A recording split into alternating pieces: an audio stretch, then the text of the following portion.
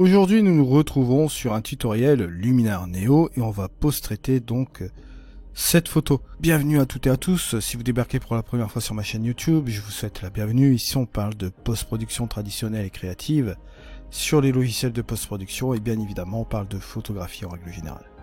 On va aller dans le développement RAW et on va aller sélectionner ici tout simplement le caméra flat de ma caméra. J'ai pris celui-ci. Si vous n'avez pas votre profil de caméra, bien sûr, n'hésitez pas à prendre toujours le luminaire par défaut et vous décontraster avec le contraste intelligent. Vous allez en valeur négative et vous retrouverez bien évidemment l'équivalent d'un profil plat. La petite chose qu'on va faire, c'est bien sûr les corrections d'optique. Voilà, juste comme ceci. À 30 mm, on ne voit pas grand chose ici comme différence. Vous voyez ici, avant, après, pas trop grosse distorsion, bien évidemment. Bien sûr, alors ce qu'on va faire, c'est monter l'accent. Juste comme ceci, peut-être à 63, voilà.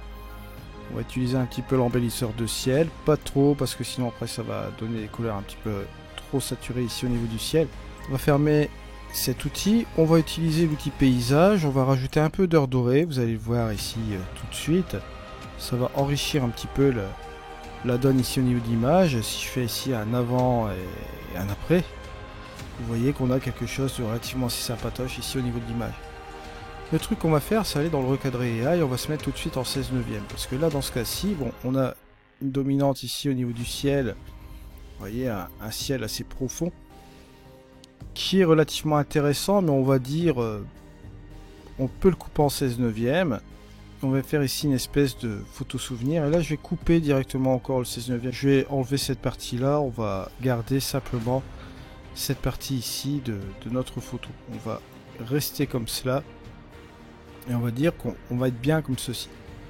Centraliser l'affaire comme cela et on va faire appliquer. On va pouvoir employer aussi la structure. Alors pour employer la structure, on va aller dans le masquage. On va faire un masquage AI. Une fois que vous avez fait cela, bien sûr, vous allez sélectionner votre ciel et l'eau. Une fois que vous avez sélectionné cette chose-là, ce que vous allez faire, vous allez revenir ici en arrière.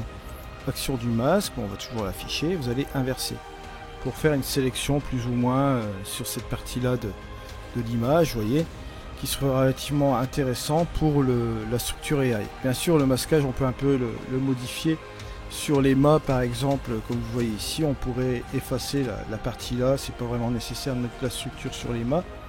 On va laisser principalement cette structure agir sur cette première partie là.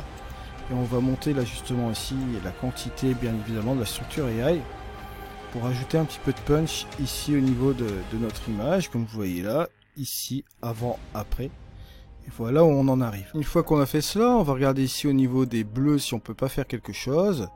On va revenir ici au niveau du HSL. On va prendre ici la saturation des bleus qu'on peut accentuer encore plus bien sûr et on peut baisser la luminance des bleus ici juste comme cela. Ça va nous donner un effet encore un petit peu plus approfondi, comme vous voyez là au niveau des bleus, qui va un petit peu parfaire la suite, la chaleur que nous avons mis sur notre image. Bien sûr, on peut faire notre comparatif avant et après. Vous voyez qu'on a rajouté un petit peu plus de vivacité au niveau de la couleur, et vous voyez que c'est un petit peu plus chaleureux ici au niveau de l'ensemble. Ce que je peux faire aussi, pour un peu finaliser l'affaire, c'est utiliser un virage, une quantité juste comme ceci. On va monter un peu la saturation avec une couleur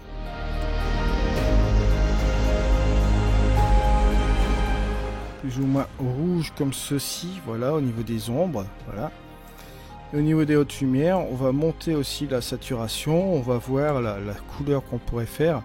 On pourrait prendre un petit truc ici au niveau des magentas, voilà, pourquoi pas, juste comme ceci.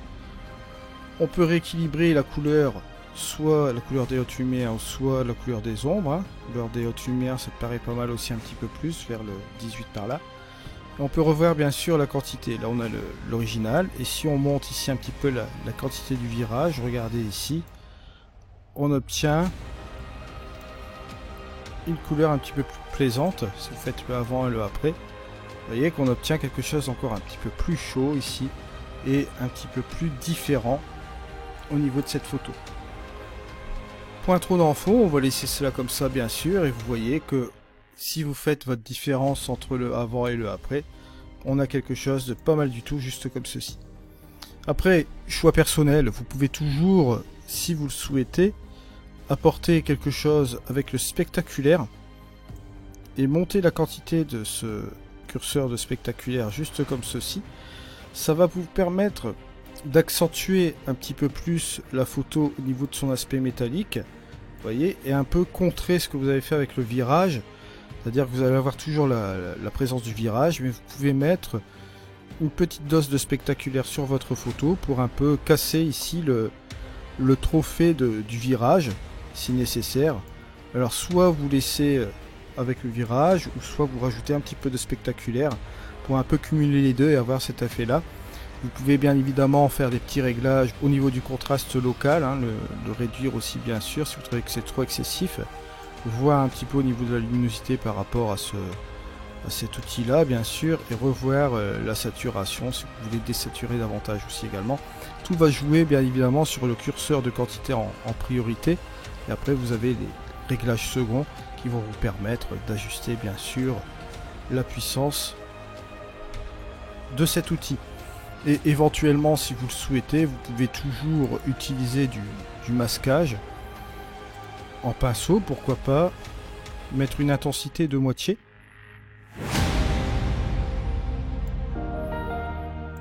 Prendre un goro en pinceau. Et là, vous allez tout simplement utiliser 50% de la capacité, pourquoi pas, de cet outil, ou utiliser une duplication de calque hein, pour le mettre à 50% aussi, ça peut très bien marcher. Là vous voyez, ce sera un petit peu plus léger aussi, donc vous utiliserez l'ajustement ici en quantité 20, vous voyez, qui sera divisé par 2, donc 10, juste comme ceci. Vous pouvez encore empiler avec ce curseur de quantité, et vous aurez plus de marge pour jouer avec ce curseur aussi. On l'avait vu cette technique déjà précédemment dans les autres tutos. Voilà, je vous remercie de m'avoir suivi. Vous voyez, bon, on est ici à un avant et un après. Vous voyez, couleur assez plaisante qui reste plus ou moins naturelle ici au niveau de la photo. Un petit peu plus profond au niveau des bleus, comme vous le voyez ici. On a joué sur un petit peu de colorimétrie légère, une retouche légère aussi également dans ce cadre-ci. Vous voyez que vous avez plusieurs possibilités dans Luminaire Neo. Vous pouvez partir dans des choses assez barrées avec des projets assez particuliers, mais lorsque c'est des photos, on va dire type souvenir vacances, vous pouvez aussi également ajuster des photos de manière, on va dire, retenue. Je vous remercie de m'avoir suivi. On se retrouve dans une prochaine vidéo. C'était Eddy. Allez, au revoir.